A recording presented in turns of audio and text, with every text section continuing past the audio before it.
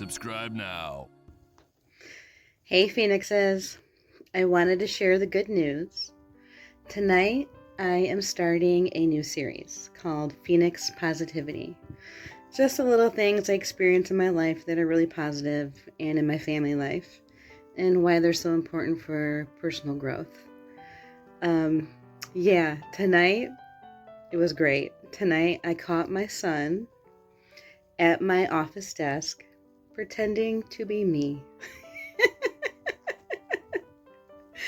Okay, yeah, I caught him there and he's got my headphones on and he's going, hello? Hello? Hello? I'll tell you the backstory now so it makes sense. Okay, so I'm trained in computer science and computer networking, and I started working in the field 14 years ago. And I actually had this horrible experience of sexual harassment, which made me quit working in the tech field.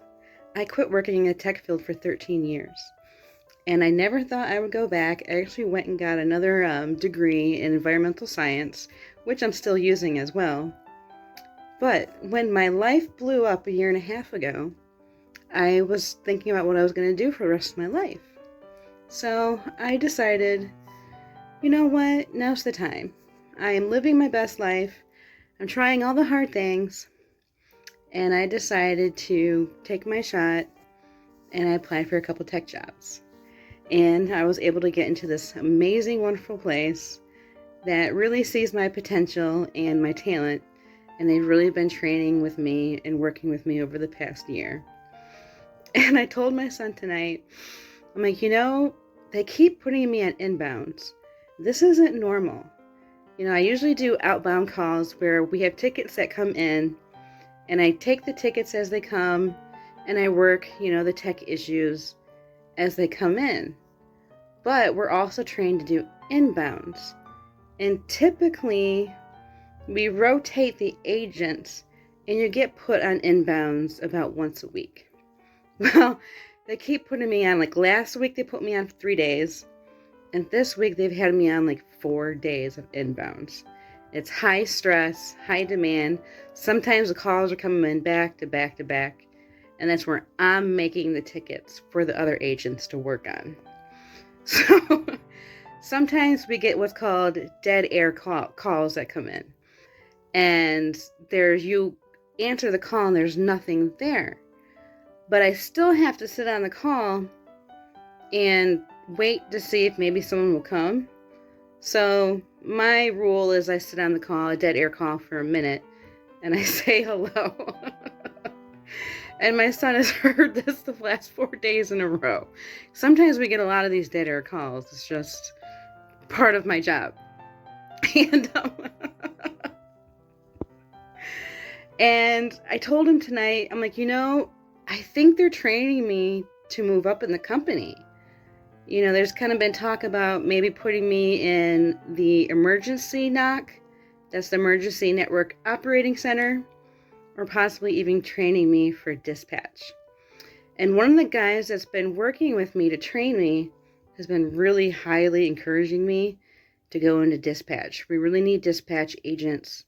And I've been really intimidated to do it because I have to directly work with a lot of our male techs who are actually at the site. We send them to the site, and then we're kind of like their mind for them.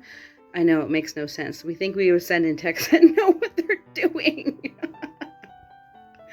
But instead, if they get stuck, they call us, and we help walk them through anywhere they get stuck. So, and it's weird, I had 2 techs call me today, and they're not supposed to call my line.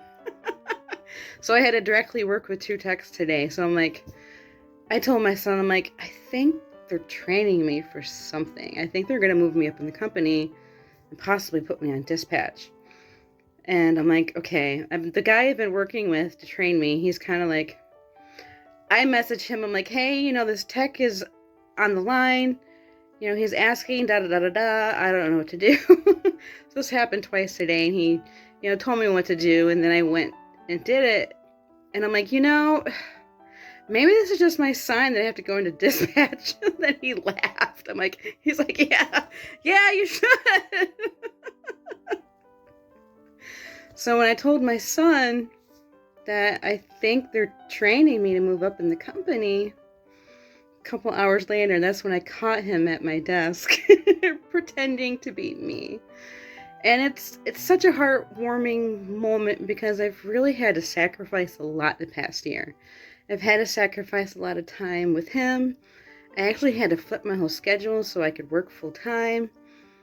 And he's complained about it, but he's been taking it well. And I think he sees me that I'm improving, I'm doing well, we're able to afford and do a lot of things we haven't been able to do. And, he's seeing the benefits. He's seeing his mom happy. He's seeing his mom be able to do things that I never thought I'd be able to do again. And it's such a good feeling for him to see that and then for him to be imitating it. It's such a great thing. So I wanted to share some of that Phoenix positivity today, and just a friendly reminder that raising strong men and making kings starts at home. We do it by example, and we do it by, taking the time. I also taught him how to cook tonight. We made some baked potatoes and potato soup, and he loved it. He loved the one-on-one time with me, and it's so great. He even hugged me the other day. He's like, Mom, I really love you, and I love, all the things you're doing for me. As he was sneaking potato chips in his room. Yeah, that too. But yeah, I just want to share that today. So yeah, it's great. Great things coming. More positivity coming.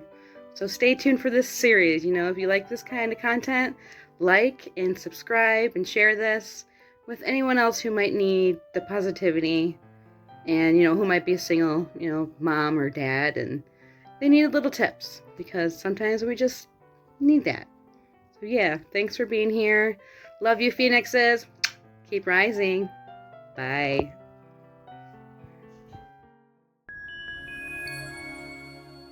Subscribe now.